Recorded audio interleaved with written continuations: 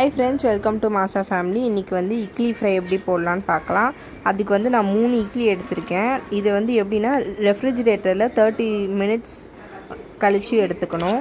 அதுக்கப்புறம் அதை கட் பண்ணி எடுத்துக்கிட்டேன். இப்போ வந்து எண்ணெயில் போட்டு கொஞ்சம் கொஞ்சமாக போட்டு பொரித்து எடுத்துக்கலாம். பொரியறது வந்து கொஞ்சம் நல்லாவே லேட் ஆகும், ஆனால் வெயிட் பண்ணி நல்லா பொரித்து எடுத்தால் இன்னும் நல்லாயிருக்கும், டேஸ்ட்டாக இருக்கும். அதுக்கப்புறம் இப்போ என்ன பண்ணுறேன்னா, இப்போ வந்து பொரித்து எடுத்துட்டேன். இப்போ வந்து ஒரு கடாயில் எண்ணெய், அப்புறம் வந்து நான் வந்து ஒரு வெங்காயம் கட் பண்ணியிருக்கேன்.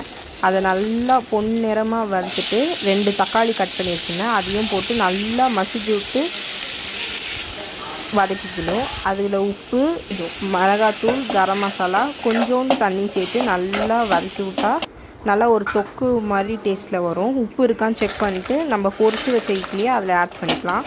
நல்லா கிளறி விட்டோன்னா நம்மளோட சுட சுடான ஃப்ரைடு இட்லி